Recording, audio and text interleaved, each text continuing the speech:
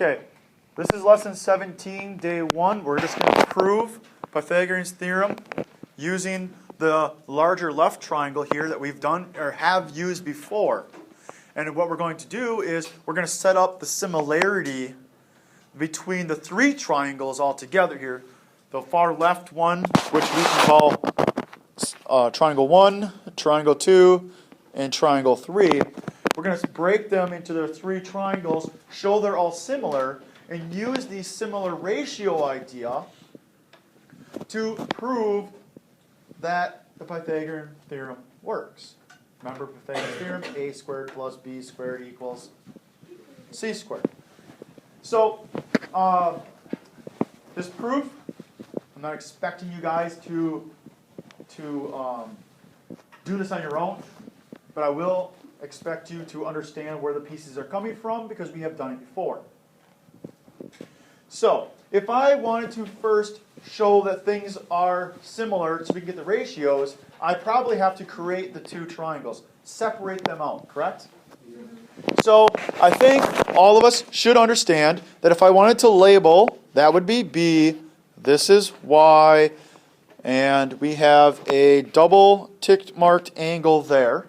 Yeah? And then we can go over and say that we have a bottom value of x, a hypotenuse of a, and we have a single tick marked on the bottom right. That's all just because I just took the two triangles directly out of the larger one and placed in the stuff that we knew. Also, one thing I forgot to add was the fact that this larger triangle itself is not a right triangle, correct? Okay. Now, here's the thing. We know these are similar because, wait a minute, what does it mean to be similar? They're alike. They're alike, but how? What is alike? What is like? What is the same? The angles are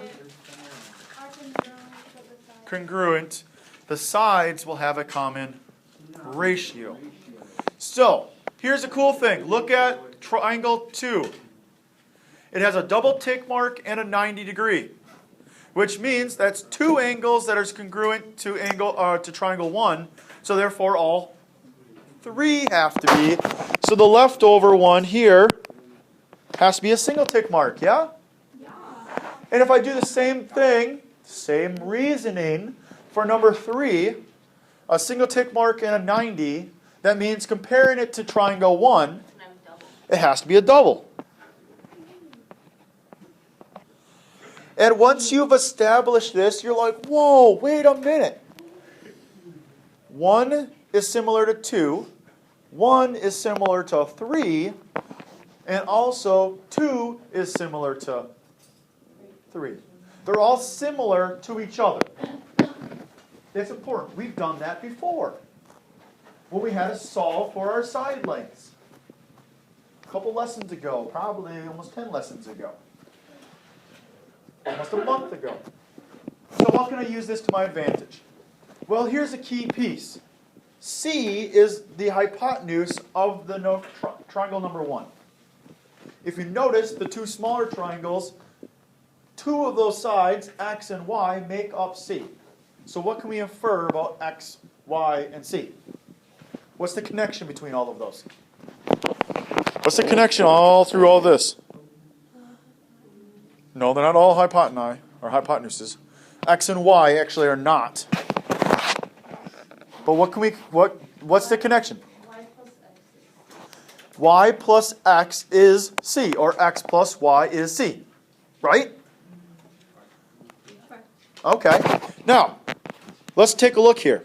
If I said, because we already established, these are similar. What happens if I want to set up their proportionality between triangles 1 and 2? Let's start off with some of the things that the variables and letters that we know. Let's start off with the hypotenuse. The hypotenuse of 1 is C, right? It's kind of upside down. It's the longest side. That compares to what in triangle 2? Not Y. It's B.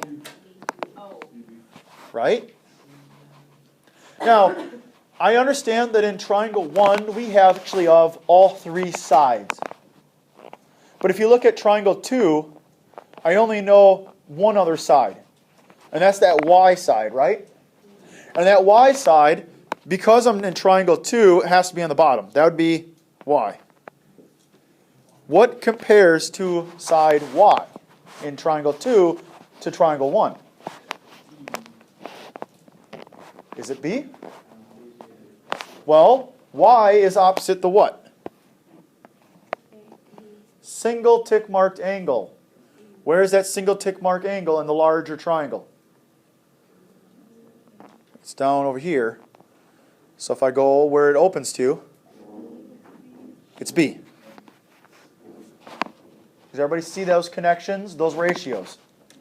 Hey, we've done something like this before where we made it so that the same variable was one on top and one on the bottom, right? You remember that? That was one of our techniques for solving. Because what do I have to do with these? Or what can I do when I have my ratios? To solve for any particular variable, I just cross multiply.